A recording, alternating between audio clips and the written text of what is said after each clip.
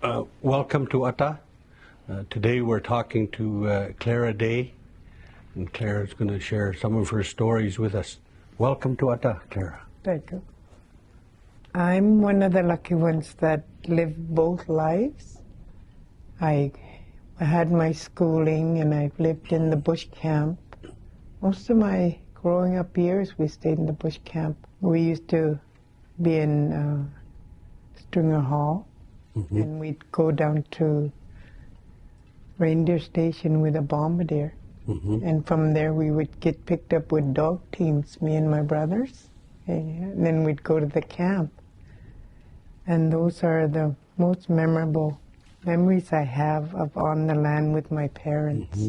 Yeah, it's the dog team rides and living off the land. Yeah.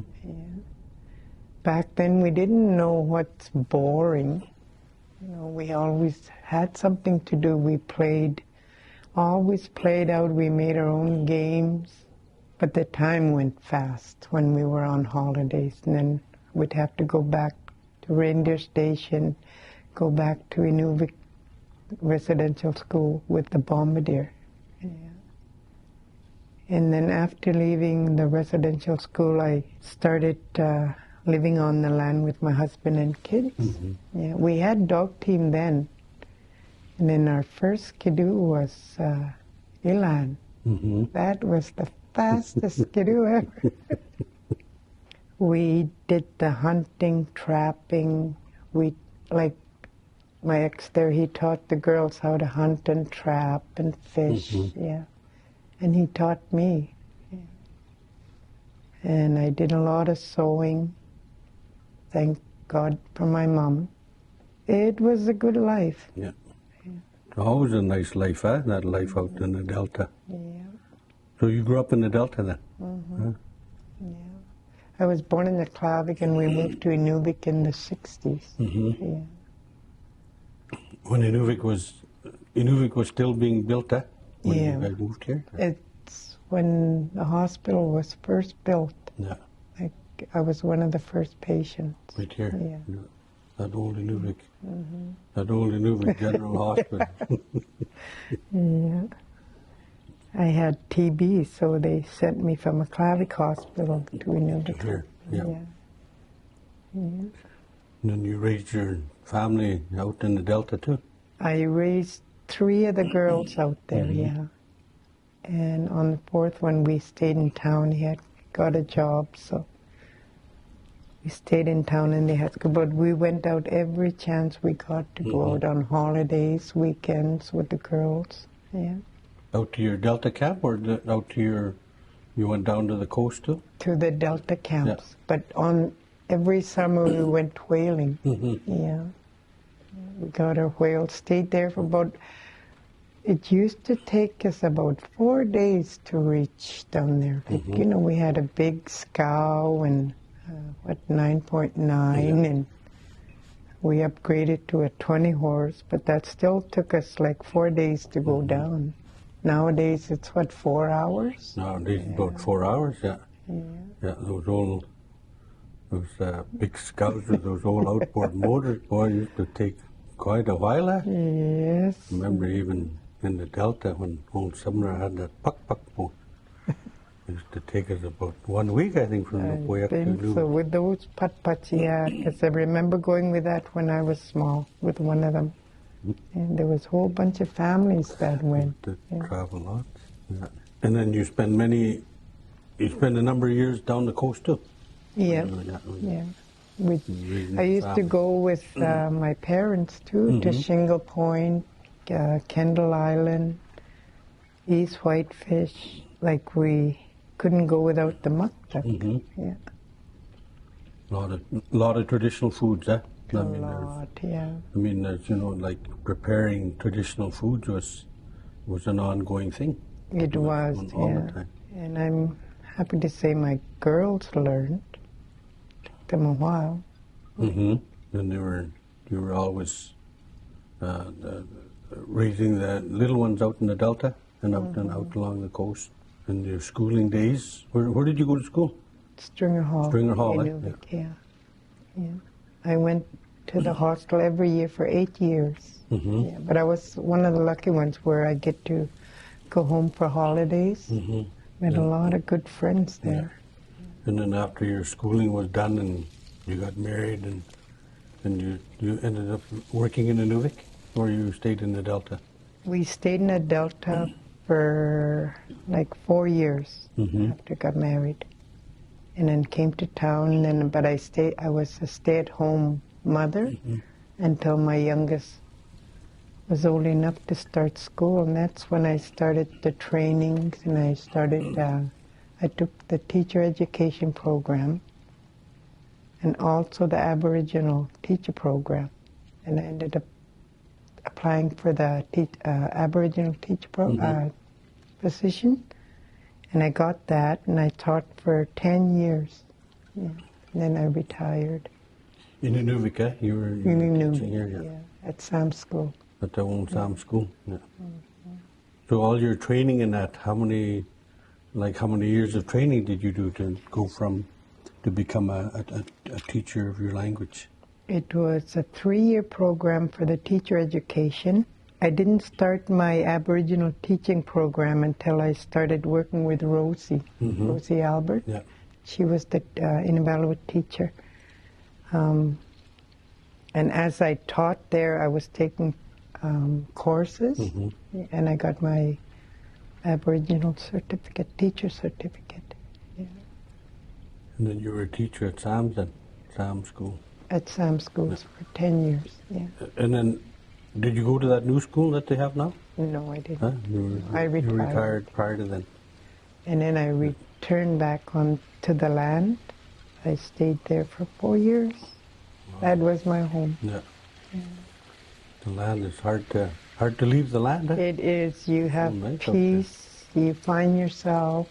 Yeah, it's the best place to be. Do you have any dogs left out there? No. No more dogs left? No more dog team? No. I wouldn't mind to try that again. But it'd be nice to try it. Yeah. But they don't have the nice husky dogs anymore. They just have those skinny. You don't. I've never seen any of those. Those old dogs that we used to have. Them really, like we had. I still remember some of them dogs were pretty big. Yeah, they were big woolly dogs and furry dogs. Now they have just racing dogs. Racing dogs, yeah. And you could count all their 6 ribs on each side of their rib cage. I know most of them. When I first saw one of those, when I first saw one of those, I was thinking the owner was starving them. I didn't know they were made like that. I think that's how they're made. Cause I think somebody was telling me one time they've got to treat them like a marathon runner. They got to run so many miles, every time they go in a dog race. And even when they're training, they put many, many miles on them. That's how they train them, and that's how they feed them. They get a good feed, I guess. Yeah. Like they even run them during the summer on wheels. Some of them do, yeah. Some of them train them pretty steady, they're always training them and working with them. Yeah, and that's why they call them the man's best friend, I think. Yeah, even when our fathers and that were out in the Delta trapping, their dog teams were. Oops. Oh, went out. Now I can have a sip of coffee. Okay. I'll just check the audio again, eh? Okay, radio check. Hello, 1, 2, 3. hello. Check 1, 2, 3, 1, 2, 3. Okay, Clara, after that power outage, that darn generator died on us, all right. And ran out of gas. Yeah, I think Tom didn't fill it up with gas. Yeah, Stan Peffer, crook. No, I'm just kidding. But anyways, and then we were talking about some of those dogs. Remember that? Some of those dogs Some of the dogs used to be pretty large, pretty big dogs. When we used to have those kind of big dogs, like the husky dogs, part wolf, some of them, they were, like I said, man's best friend because they used to watch my kids when they play out. Yeah, and then they'd watch, you know, a bear or another animal is coming, they'd warn us. And we used to let the kids with one harness get pulled on a little sled, yeah. Oh, they loved that. A lot of fun, Lots of, little bit of work, but it was a lot of fun. It was good, healthy fun. What about muskrats? You guys did lots of muskrat hunting, push-ups, and shooting When my rats girls were young, yeah, we used to get about 300-400 a night. Wow. Yeah, and we'd skin all that, and by the time the guys got up, they'd eat, and then they'd stretch all the rats, and then get stuff together and leave again for like all night. Yeah. So the woman was tending to the kids, cleaning, cooking, skinning the rats at the same time, and you men always got it so easy. I'm joking. You guys had to pull over ice, and We used to do a lot of hunting. I mean, one time when I was in the Delta, I was hunting with my dad every night until my Uncle Abe showed up, and then I was back just building the slop bucket and collecting wood. no, that's what the men had to do anyway. The boys, like, get the wood. Yeah. They have to get all that work done before they go hunting. Yeah. That way the woman and the kids would be safe and have all the wood they need. And Ready for that night before they leave. You got water. They always need to have water. What did you do with the muskrats?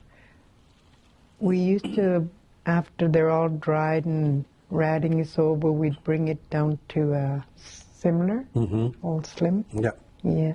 And when we first started selling our rats together, it used to be like about 50 cents for one.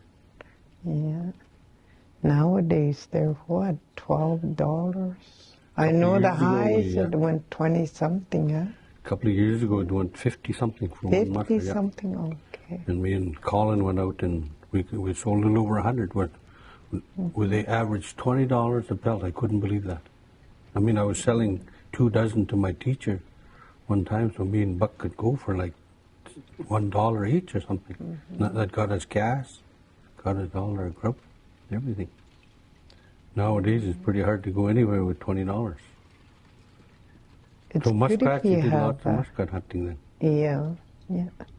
We would like take me and the kids like once, you know, just to let us see how it's done. And scariest parts were when we had to pull over ice, and the ice wasn't safe, but they couldn't drive through it. They They had couldn't to drive push through over. it, Yeah. There's always risks when you stay out there. Huh? Always something to do, eh? Yeah. You have to know how to survive out there. So you got muskrats. Any other ones you got out there? Beavers. Beavers too out there. A lot of beavers now compared to what it used to be. This now it's overpopulated There's lots in out our there, yeah. country. Yeah. See, this spring we barely got 10 muskrats. Yeah.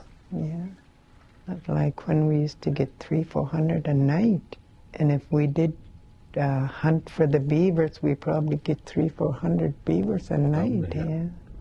There's quite a number. There's quite a number out in the Delta now. I hear. Yeah. It's overpopulated. Even those we're starting to get those otter now. We're getting them. The otters. I see some. Yeah. I see some otter in the Delta. There is. I've never seen that before. We've run into quite a bit of otter this spring. Yeah. You ever trap them, otter? You guys? No. No. But we've run over some. Yeah, yeah. They're hard to skin. I hear they got really good fur though. They They do. got some really nice furs in the otter. Yeah. I have one, but it's in the bush camp.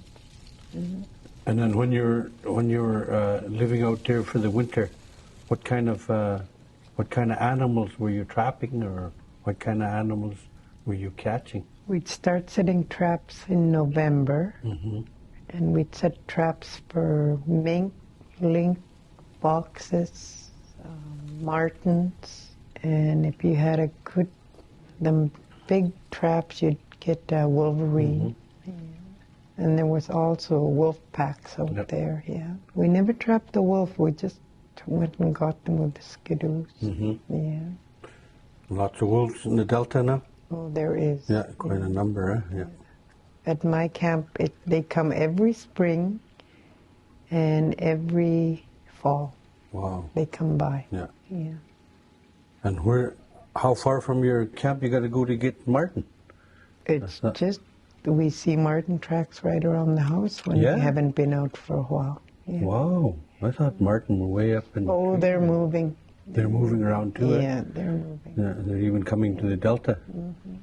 Because remember when I was a kid, a lot of them out there were trapping mink, eh? Yeah, Getting mink and foxes, colored foxes. especially lynx. Lynx The too, lynx yeah. are really multiplying again. Getting lots of lynx. Yeah. Be nice if the prices went up a little bit. Remember when they used to be $1,100 bucks for Yeah, one? 1,100, 1,200. Yeah, I think somebody was saying they had the one time sold one for close to $1,500 Yeah. for one link. You know, it must be a big one, eh? Must be. But I mean, if you had 3 of them for $1,500 in them days, you could probably buy 3 You could Three elands. retire. because they were. That was the days that they were that price. You know, because those first skidoos were like how much? That first eland you were talking about eland before. How much was that one for you guys approximately? I'm not sure. You're going to have to ask William. Yeah. Because I remember one time I bought a skidoo, it was like $1,200 when I first bought a skidoo back in 1970, 1971. That's quite a change compared to what they're going for today. Well, they're about 9,000, 10,000 yeah, now. 10,000 plus now. There's some of those ones, especially anything bigger than a 340. Even the 340s are expensive. They're pretty expensive. Yeah. Oh, yeah. They don't make the reliable skidoos anymore for trapping. No. I think that eland was one of the best ones that they ever made. Eland. Elan and Bravo. That short little Bravo too, that was another one that was one of the best ones that they made, because I had a little Bravo, heck, I drove that thing for years. You could, they break down, you could fix them easy, because got only one cylinder. Yeah.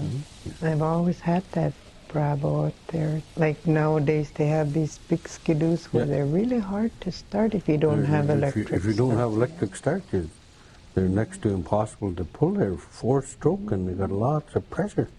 Like for the Bravos and the Elan, even little kids could start Yeah. those. Yeah. Well, those Bravos, I mean, it's just like putting a piston in the tin can. And so, well, you got spark plug or no spark plug, you could crank it really easy. You know? I remember one time Sweeney Lorin, we went to go visit him. Mm-hmm. He had a light bulb on in his house, in his log house. I'm sorry. We walked in, I said, how you did that? He just went and goes, my Elan. So we went to go check. He had it hooked up to his Elan and he had electricity. Oh. Yeah, they had lots of stuff figured out, eh? Boy, they had, yeah. And for those Elans too, you could build your own parts for those. That would work. These ones you can't. So after you moved back to Inuvik, then you were teaching, or you were taking courses? I was taking courses. Taking courses, huh? Yeah. Here, or did you have to In leave? Inuvik, yeah. In Inuvik? Yeah. You didn't have to go to like...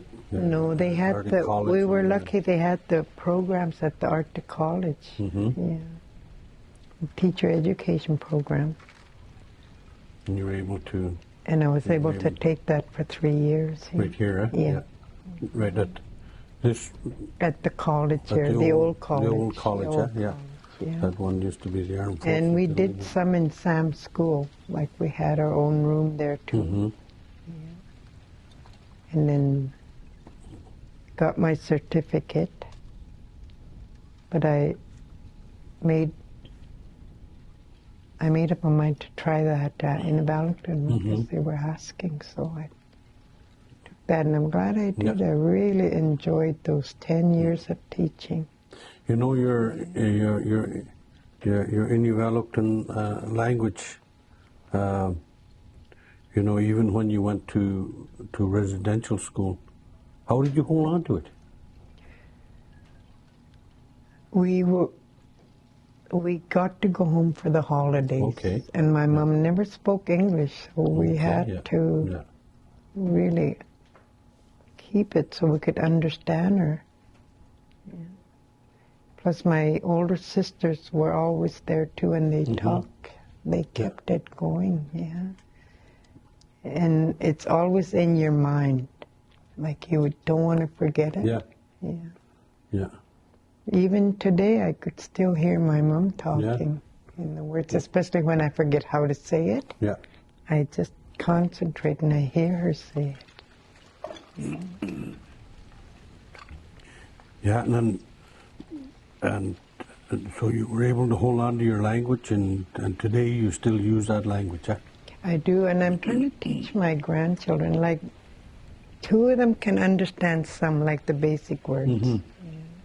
And because I was in the teacher education program, and we never spoke the language because it was all English. I was going to become a teacher. So I got so used to that English language, I wasn't speaking it to my kids.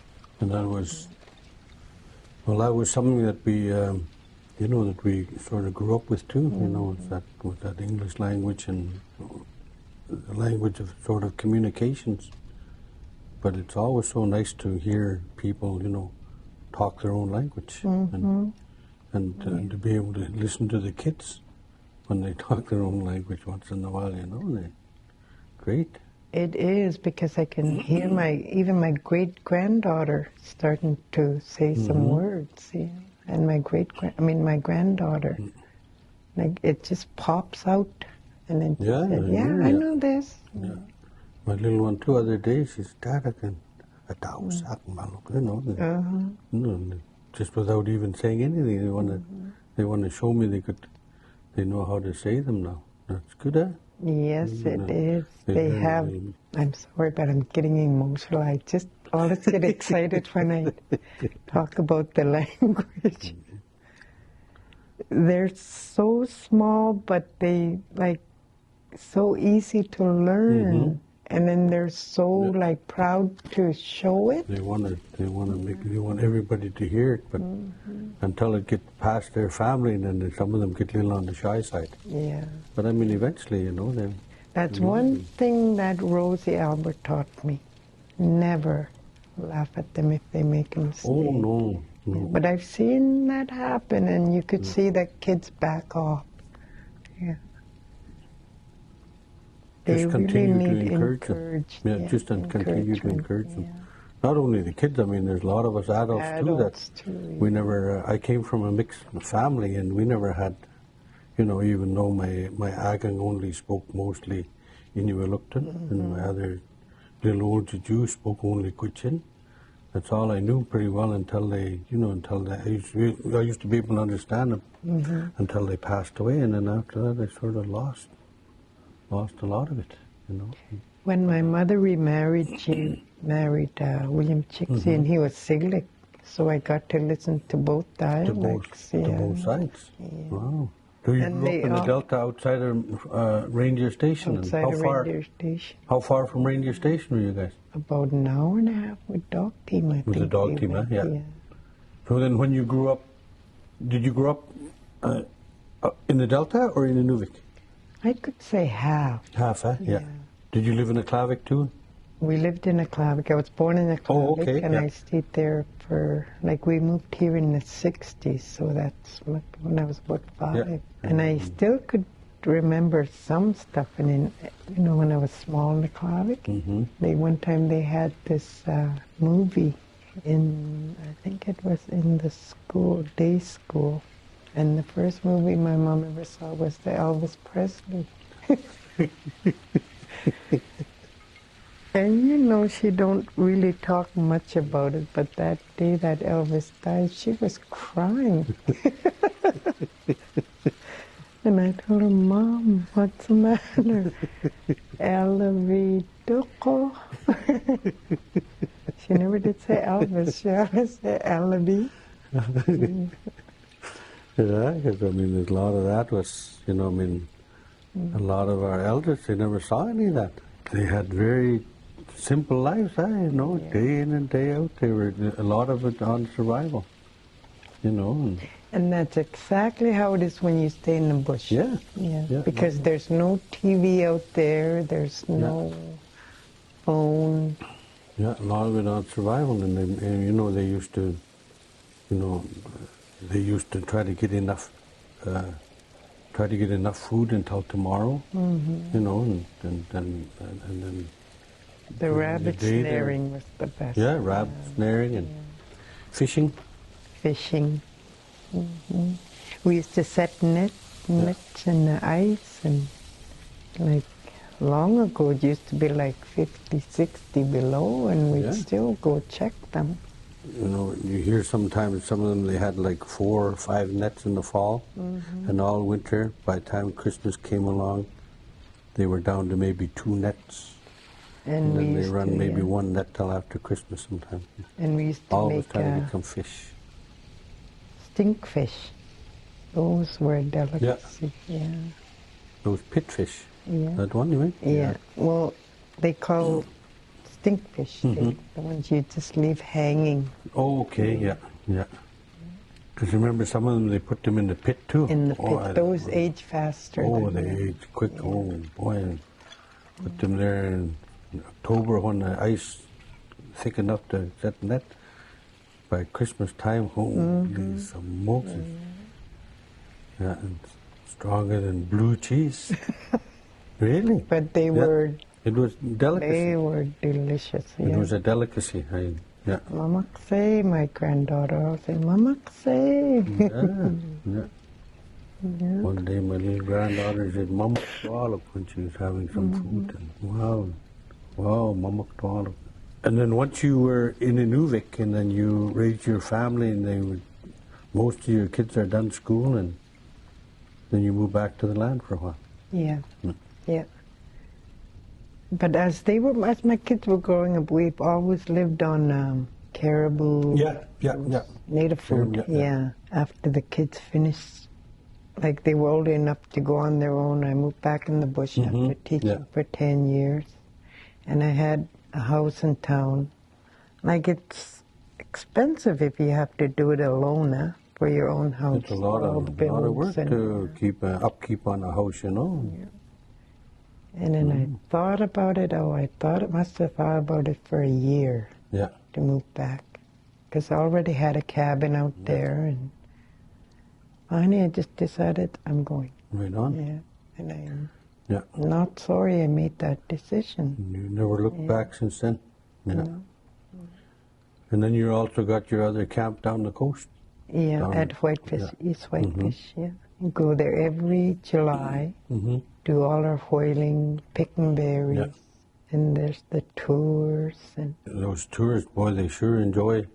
You know, I take them out there. They really enjoy sitting there listening to your stories, especially when you got a little bit of muktak and when you got that little girl making dry fish. Yeah, my granddaughter, she's been coming down with me since she was out of Pampers, and she's 13 now. Oh, she comes every year. She does her own dry fish making and cuts muktak and helps me cook. So the camp down that your camp down on the coast, how many years you been going back there then now? 10 years, 15 years? No, must be about 15 years now. I've been going every year. Yeah. Sometimes we just stay for a month, sometimes over a month. How many belugas you get a season? We usually get 3 or 4. Okay. And it lasts the whole year. I like to cook all mine. What was one of your most exciting beluga hunts? Sometimes you get really close, The most exciting, scariest one is when we thought we had the whale. We thought it was dead. Tied in the back of the boat to tow it. We were all having coffee, relaxing, going slow. All of a sudden our boat just started doing this, and that whale came back to life. William ran to the back, grabbed that big snow knives, yeah, and he just did this to that rope and it came off. Good thing the float was still on it. Yeah. Wow. Yeah. And Martha was about 3 years old, maybe, I think. She couldn't stop crying because she was facing that way, watching, and her eyes were big, and I never thought nothing, and our boat started. That's a lot of power, you know, that the beluga whale is like, oh my God, yeah. It's only like, what, 14 feet long or something, or 13 and a half, 15? Back then we used to get about 18, 19 yeah, feet. used to be some big I think the biggest we ever got was 20-something feet.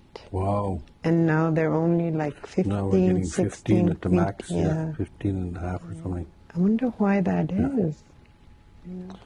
No, maybe that's one of the questions you could ask when you go to your meeting in February, you know, to check with them. Because there seems to be. Have you noticed anything in regards to the numbers of beluga whales when you first started going hunting a number of years ago till today? Any big number increases or decreases, or what about hunters? How many hunters you got now compared to that you see out there hunting for beluga whales compared to when you first started? There's, in our whitefish camp, there's only about 5, 6 hunters. Yeah. Like long ago, there used to be like about 10, 20 families down there. Yeah. There's not as much it used to be. But now the ones that are hunting now are usually getting whales for the other families, huh? Yeah. And for Nellie, and she gets those out. We still have a lot of elders not out there that, you know, that can't get out, and they still like to have country food. So yeah, you know, it's always nice to have some hunters that might get a couple of, you know, maybe an extra beluga whale, and you know, share it with some of the elders. Yeah. They enjoy that food yet. I mean, they might be a little bit not be able to make it out there, but they still, there's no lack of, you know, of not enjoying it. There is, but now, you know, with all the pills they take, they have to watch what they eat, and take one pill for every piece of muktuk they eat. Some of them just about. There's so many. Got to be some, but you got to be a little careful too. I don't understand how, like long ago, like even the elderly elders used to eat it, and it didn't bother them. Nowadays they can't because it's too much fat. Too much fat content, huh? Yeah, I think that's some of the stuff that's the same as. I don't think it's really changed in the last 30, 40, 50 years. Yeah. I think a lot of it is just some of us elders were not being as active as we used to be. Because there's still, you know, there's still elders that, you know, I mean, back in them days, our elders they were always doing something. Yeah. You know, they were fixing their canoes, you know, some of them had canvas on the canoe, they got to fix them. They were always walking the beach looking for wood and packing wood and sawing with a sweet saw as opposed to cutting it with a chainsaw. You know, nowadays you crank it 3 times and the chainsaw is going like crazy, and you're done in 10 minutes cutting all that wood. 1 week's work of wood nowadays is just a couple hours. That's a couple hours is all done. So much driftwood now compared to that driftwood you see down there. It's packed down there now. I think maybe it's because of the high water. We're always getting, like even this winter before the ice came, the water was still high. Yeah, it was quite high water. I think some of it too now is that we don't seem to use the land as much as we used to one time. And at one time when we had a lot of people out on the land, all that wood was getting used. And nowadays with the number of families that are out there, we can use more people on the land, there's no doubt. True. That can go back on the land and, you know, just to enjoy it, just to be out there and have to walk someplace to get clean water to drink, or, you know, go with a little boat or something. I remember when we got our elan, we used to go visit lots of camps. Yeah. Yeah. There was a lot of people staying out There there. was a lot of people. I mean, And even when then- I was a kid growing up in the Delta here, we used to leave Inuvik on Friday night and go out by John Dillon's or somewhere, and then next thing we're down at Little Jim's, and, you know, and the Out next thing we're down at visiting. your dad's down there, your mum and dad's down there, and we And used now- to be all over the place. Like about 5 years ago, there must be 3-4 camps left. Yeah. And then now they're starting to build camps Yeah. again, Good. That's, which is you know, nice. Yeah. Good. People should get back out to the Delta and make use of it, because we got one big Yeah, it's our Delta out land, there. And there's always no shortage of things to do. Yeah, when you're out there. I remember when we stayed, when my kids were growing up, or small, we never, or they never said they're bored. And they had no iPads or, you know, those electronic Yeah. games, and they never had that. And as us adults, we always had something to do Always from had when we something to do, got up yeah. till it's bedtime. Yeah, from, you know, I mean, even when I used to go out in the Delta too quite a bit, there was, you know, somebody got to cut wood. You know, if you want to stay in the house, somebody got to cut a little bit of wood to keep that stove going. You got to get water. If you don't chisel it in the ice down there, then you got to go find a lake or something with nice clear ice and get some nice ice for water, you know. And you always had something to do. Yeah. You went Right right till from the time bedtime. you got up until pretty late at night. And at night time, a lot of times we sat there and we told stories all night. And sat and, you know, just I visit. remember when we used to go out for holidays. I mean, you know, leave hostel. Yeah. When we used to go on the land for holidays, Yeah. we used to play string games, especially Yeah. when it's dark out and time to come in. We used to play string games and nabajak and There's always lots we'd of... play until we're just half sleeping. Yeah, until they said it was time for supper or something, and then after that, you play some more, and then eventually it's time to shut her down for the night. You know, I still remember those where we used to use that ice pick. Remember that? Us, we Yeah, had a just one. real nabajak. We always had a nabajak. Oh, you always had in the back. Yes, we played with that ice pick, and we used to do that. And I think we had in the bajak too, and I think sometimes we used to play cards too. Crazy game. And, I don't remember us having cards when we were small. Yeah. but there was always something to do. There was always something to do. Always. Like for me and my brothers, summertime before whaling, when we'd go stay in the camp, we used to have lots of bumblebees around the house. Roy and Tommy and Andrew, Alan. We used to run into the bush and hit them like this and then run away real fast. And I remember Mom used to put tree gum on our stingers, Yeah. you know, any cuts and that. She never used store-bought ones. It was always tree gum or... I remember even when we were kids, we always seemed to have a big bottle of Vicks around. If somebody got the cold, they just put that Vicks all over you. Hopefully you're going to be pretty good the next day. Yeah. They do their own doctoring. No Tylenol 3 or no Advil or... No, aspirin was one, huh? I remember we always aspirin, there used was to see lots of we used to see aspirin. a container of aspirin in people's houses all the time. Out in the Delta. One time one of my sisters had really bad headache in the bush camp, and I don't think there was any medicine for it. So Mom grabbed an old sock and wrapped it on her head. And it worked. It worked. They always had they always seemed to have their own little thing of making things work, eh? You know, they'll do their own little doctoring and get things fixed up, and everybody seemed to be okay. There was that one time my nephew, he had a boil and it couldn't get good. We had no ointment and we were down at the whaling camp in Shingle Point. it was getting worse, like, starting to get red around it. So she went to the ash stove, grabbed some ashes, and put it on. And it cleared up. Yeah. It probably burnt the infection, It's so amazing what they use. But they used to use that because you couldn't drive down to go and see a doctor. It wasn't as easy as that. Yeah, they didn't have any walk-in clinics or anything. They had to do with what they had. And that's how they did that. And then you used to go to Shingle Point too? To Shingle, To Shingle? Yeah. From Maklavik or from Inuvialuit? No, from Inuvialuit. From Inuvialuit. Yeah. We had that biggest scow.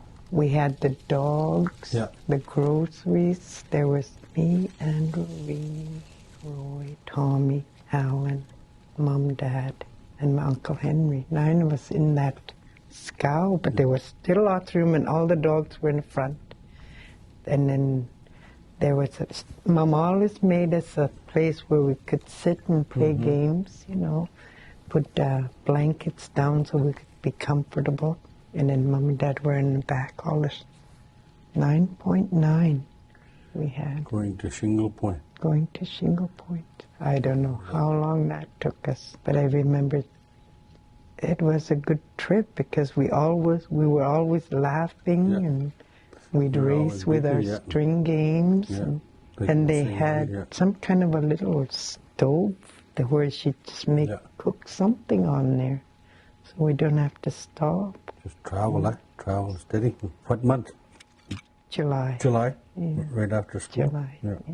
So pretty well, as soon as school was done, then you guys were out on the coast? Out to the coast, Looking for heading and my dad to the used Belugas. to, when they waiting for good weather, he used to go down to the beach all the time, and he used to carve those, those kayaks with the wooden men. Oh, that's right, He used to always make that. And I used to go sit with him, and he used to give me a little small knife and give me a piece of the kasalok, that carving wood. Yeah. And I would pretend to, because I'm listening to him tell stories. Oh, Dad, look. He used to tell me, and I used to be just the proudest ever. But it used to be just like this. Yeah, I remember that. Because I used to see some of those that he made, and kayak with a hunter in it, and a lot of it was from used that. sinew for the string, bone harpoon with a wooden stick on it. I could still see him carving it. And he used to use this ambroid. Ambroid. The glue. Oh, that's right. Yeah, that glue, that was better than super glue. It is. That's all we ever had was ambroid. That's right. I remember that with our canoes. I think that's where super glue got their idea from it. More likely, because we had, when our canvas canoe used to get a little tear from maybe a sharp stick or maybe a piece of ice. They used to pull them up and turn them upside down, let them dry for a day, and fill it up with ambroid with another piece of canvas. Another piece of canvas just on it, and it never came off. Yeah, that was right. That was ambroid. I always thought about that, trying to figure out what the heck was that name of that glue that they used to use. It was strong smell. Had a really strong. And I remember him only using it when he's outside. And then they used that for. They used to use it for their carvings, and they used to use it for fixing. They used it for everything. For just about everything. Because it used to be a long tube, and they really had to be careful with it because it really sticks. It was really strong, And they were expensive back then. So when you were at Shingle Point, then how long you stayed there right until it was time to go home, I guess? We would stay there till August. To travel, Yeah, after we did our berry picking too, and the fishing. I remember going down one time and Mom came back with this black muck duck. And we didn't see it because you had to walk way far to go see it. The Clara people got that bowhead whale back then. And that's the first time I ever tried that black duck. That black muck duck, yeah. I didn't care for it. No. Too rich. Really rich, That, It yeah. is. Good though, It's boy. really I've had rich. I them like it really, cooked. Yeah, I think they cook most of it, Or Yeah. do they eat it raw? They eat it raw. Huh? They can eat it They raw. eat it raw too, My Yeah. sisters do, yeah. Because that black muck duck is like, it's about an It's inch and a half, just like about this, 2 inches in yeah. thickness, That Compared skin, to ours like yeah, this, our they're little like belugas, they're they're yeah. pretty thin. And what kind of fishing were you doing then at Shingle then? What kind of fish There were was you? Whitefish? Whitefish and coney, I think. And I remember a lot of flatfish. Yeah. Yeah, there was a lot of flatfish. But I don't remember eating it. And then there were seals. Yeah. We would have seal meat too down there. And what about those herring? I don't remember herring down there when I was small, yeah. Lots of whitefish. Lots Yeah. of whitefish. Mom made Did you- lots yeah. of dry fish, yeah. Did you stay long enough for the char to come in, or No. no? We You would did. leave before Yeah. then, yeah. Because, the caribou wind used to would come pick down. up, Yeah. Huh? The wind Okay. Yeah. would really Yeah. pick up in August, Yeah. yeah. So we had to leave before then. Before all that Yeah. wind kicks in. And then what about caribou then? There was lots of caribou that time too. You used to get caribou down around Shingle, or you? I don't remember them getting caribou, but I know they used to get geese Yeah. one time. Yeah. That game warden used to sneak upon us once in a while, go down and visit. My dad and the brothers and uncles and all the men went hunting, and they had the biggest pile of dead geese and swans. The swan was Yeah. the queen's Yeah. queen's bird, Yeah. and it was illegal to hunt those. Yeah. We see boat coming, and no, thought nothing, and my dad just yelled, and next thing you know, everybody's running with those canvas tarps. Yeah. I was wondering, what's going on? What, Dad? What, Dad? Big boss coming, he told me. Big boss? And it all came on. Yeah. And that was that Spencer, what's his name, Wayne Spencer? Oh. Yeah, I think that was him. But he never said nothing. He saw that big pile, but he didn't know what was in it because it was really covered good. Well, that was some kind of a law that they made, that our people were only getting food to provide for their families. Yeah. I don't think anyone was getting any food to try to make $1 on it. It was food for families. It was just to It was survive. some kind of a law it was really hard to understand. Even years later, now that we have our claim settled, Yeah. we can hunt and gather like we always have. And We can do it more freely now. yeah, that's right. Yeah, and even that, even that queen's bird, that. I used to think, how it's her bird? She don't even live in Canada. I know it's hard to understand when you're a young person and trying to figure out why they call it the queen's bird. She don't even live here. And if it's a queen's bird, who plucks it? Prince Philip? I don't know. Can't see him doing that. But yeah, there was life there was life down Shingle, Shingle Point, and then And in Shingle, it used to get really windy all the time. I remember floods. Yeah. a little bit of wind there. The coast had always seemed to have a little bit of wind, and In Shingle, there was and lots all the time. really not too much for mosquitoes. Oh, no. Yeah, mosquitoes and Not like whitefish. whitefish. Got My, just black, huh? whitefish, and you get a lot of mosquitoes at whitefish. Lots. Lots, huh? You have to have lots of mosquito dope. Or you're going to have Or you if got to we- keep your dick look on all the time. Yeah. Yeah. Because I remember you- that when we were kids, we always had that little dick look on. And it was, it was better than any mosquito jacket I think could ever be made. Yeah, And it worked, it know. did. And Mama used to tell me they used to use okra, Yeah. the whale oil, for mosquito dope. And I can see why, because when we're working with the whale, you're just covered with ochorok, and then you could see all the mosquitoes, all their, they're like back, upside down on you, stuck. They can't bite you. Strong, pretty strong. And I notice nowadays the whales, there's not as much as they used to be, and the bulls are coming in kind of early too. Used to be August when the bulls come in. Used to get some pretty big bulls one time. I don't think even the bulls are reaching 20 feet now. I don't know. I haven't heard of one that's sort of been that length for a long time. But somebody might. Some of the monitors might have a better idea too. Yeah. The DFO have all the records. They got all the information. Yeah. What are they studying the beluga whale for? Just to make sure there's no diseases. Okay. They're keeping an eye on some of the health of the beluga. And what they finally caught one this year with herring in its stomach. Because when you hunt them and you chase them, they throw everything out. Okay, yeah. But this year they caught one with herring in it. Yeah.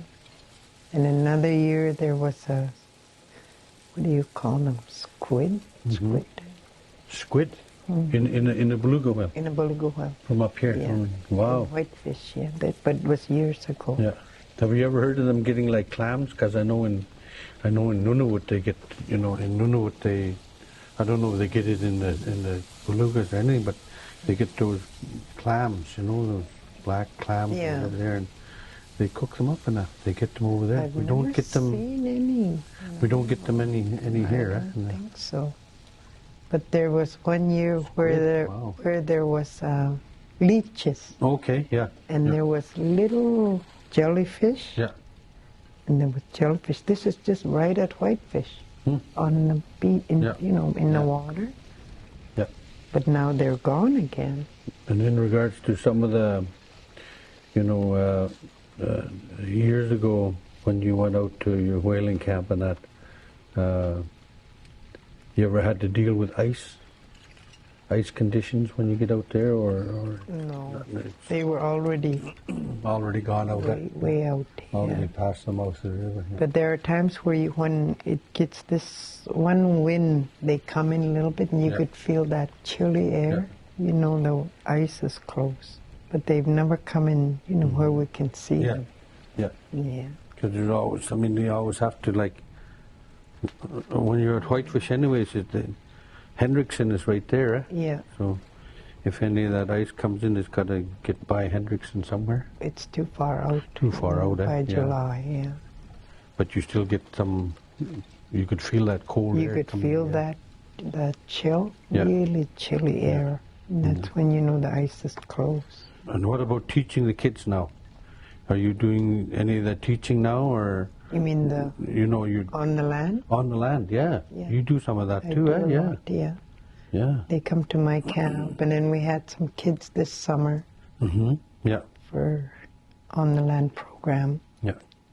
Oh, they just love cutting the whale. Oh, and these were kids that's never ever gone down before.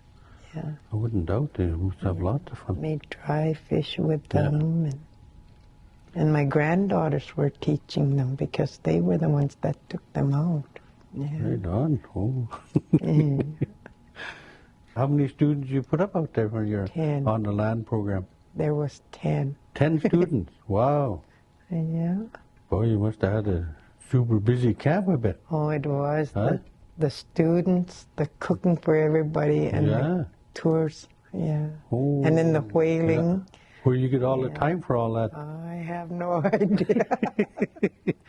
Really found out I'm not as young as I used to be.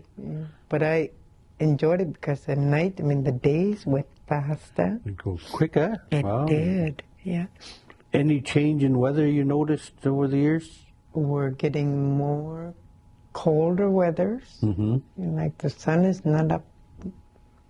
I remember when the sun used to be up just about every day and warm, and we had to go cool off someplace or go swimming to cool off. We don't do that anymore.